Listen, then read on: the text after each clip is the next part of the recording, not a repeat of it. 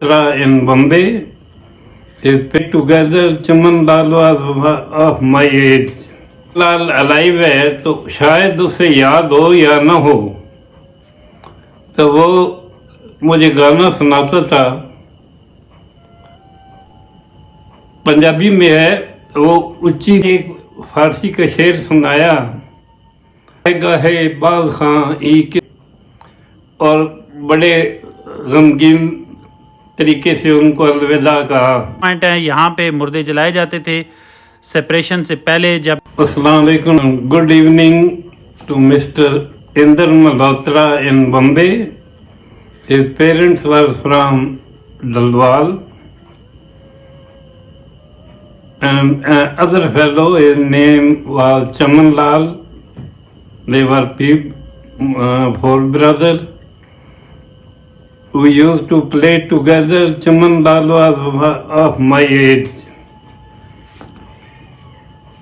I know only two these fellows in India. They may remember or forgotten. Indar Malhotra met me at Jeddah airport, and firstly we were talking in English. Then he came to me and asked, "You are from Pakistan or India?" I told him I am from Pakistan. Then asked, "You are Punjabi?" I told him yes. Then he asked about district. I told him I am from Jhelum. Then he told me that no, forget about English, we should talk in Punjabi. I told him, you know Punjabi? उसने मुझे बताया कि मेरे माँ बाप जो डलवाल अपने गांव में पंजाबी बोलते थे, बॉम्बे में भी हम वही पंजाबी बोल रहे हैं। मुझे पंजाबी आती है, हमने पंजाबी में बातचीत की। उसने मुझे अपने घर का बताया कि डलवाल में हमारी लाल हवेली थी। मेरा वहाँ जाना हुआ। मैंने अपने दोस्त से पूछा कि लाल हवेली किधर है। उसने कहा इधर नज़दीक ही है, हम उधर गए। इंदर मल्होत्रा ने मुझे बताया था वहाँ मौलवी साहब रहते हैं। वाकई उस वक्त वहाँ मौलवी साहब ही रह रहे थे। दूसरा चमन लाल की बात तो हुई। चमन लाल के घर के बिल्कुल पास मेरी खाला का घर है। बुनियादी तौर पे वो भी एक हिंदू थे। मेरी याद से पहले वो राज नाम था उनका घर था।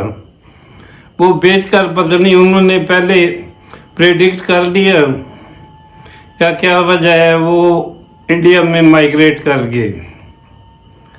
तो ये बिल्कुल हिंदू महल्ले में ही घर था।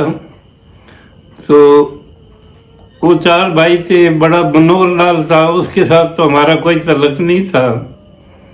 दूसरा पाल था, सोना था, और ये चमन लाल मेरी उम्र का था। हम 6.5 साल या 7 साल के थे उस वक्त। तो तेजवान दास एक उन्हीं का रिश्तेदार था, उनका एक कमरा था, उसमें बैठकर हम खेलते थे, बातचीत करते थे। अगर चमनलाल अलाइव है तो शायद उसे याद हो या न हो, तो वो मुझे गाना सुनाता था। पंजाबी में है, वो उच्ची माड़ी से बह के पई दुध रड़कां, मन सारे टब्बर दियां झड़कां। इसका मतलब ये है कि एक औरत कह रही है कि मैं ऊंची माड़ी पे, ऊंचे मकान पे बैठकर दूध बलो रही हूँ, लेकिन सब घर वाले मुझे नाराज होते हैं और झड़कते रहते हैं। आगे भी थे लेकिन वो बोल तो मुझे याद नहीं है।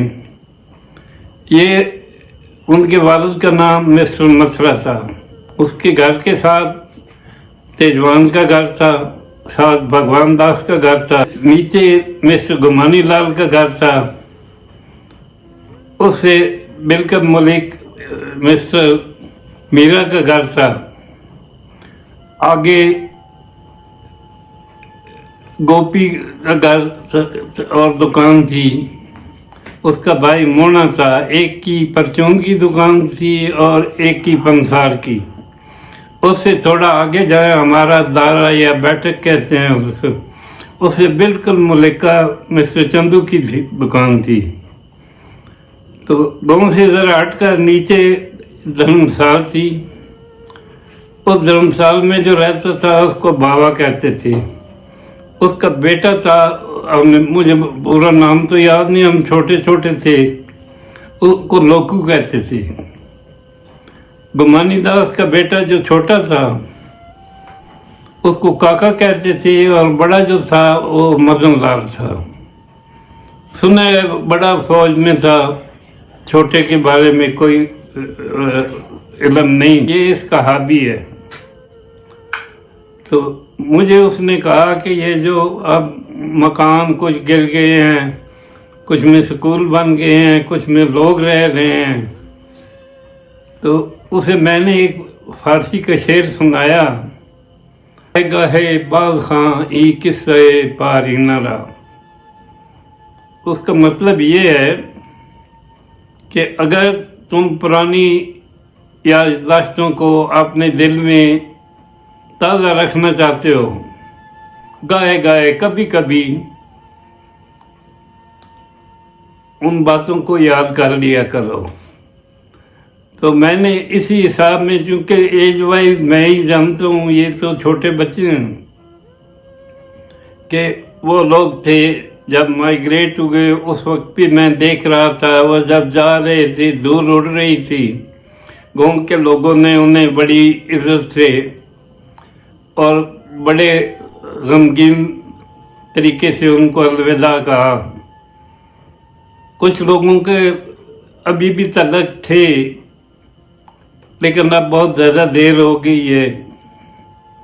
तो मैं इस बात को तकरीबन यहीं ख़त्म करता हूँ। ये पूरा मोहल्ला हिंदू बिरादरी का था।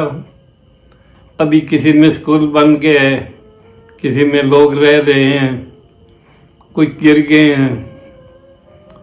अस्सलाम वालेकुम रहमतुल्लाहि व बरकातुहू। क्या हाल है दोस्तों, उम्मीद करते हैं खैर खैरियत से होंगे। और जो ख़वातीन व हज़रात मेरे चैनल पे नए हैं वो काइंडली मेरे चैनल को सब्सक्राइब करें। ये जी जिस तरह हमने 1947 सेपरेशन से पहले पार्ट 1 शेयर किया था, उसके दूसरे पार्ट में हमने कहा था कि आपको बताएंगे कि वो जगह जहाँ पे हिंदू लोग अपने मुर्दे जो है वो जलाया करते थे, तो इसको चानियाँ कहते हैं। और ये जगह जी एग्जैक्टली ये पॉइंट है, यहाँ पे मुर्दे जलाए जाते थे सेपरेशन से पहले, जब यहाँ पे हिंदू आबाद थे। तो एक बहन हमारी लिव एंड लव पंजाब है, यूट्यूब चैनल है उनका, उन्होंने बताया था कि अब भी चाहनियाँ ही कहा जाता है। तो ये अंकल बैठे हैं, ये पीक है इसकी, और आगे सारा जंगल है। शायद इसी वजह से यहाँ पे जलाया जाता था या एक आबादी से बाहर जलाया जाता था, ये तो आप जो लोग जलाते हैं वही बता सकते हैं। तो उसके बाद जो बाकी के रसूमात हैं, जो दरिया में बहाने वाला काम है, मजहबी रसूमात, वो बाद में फिर सर अंजाम देते थे। तो ये एग्जैक्ट जगह है, दुआ में याद रखिएगा। इंशाअल्लाह आपके साथ मुलाकात होगी कल।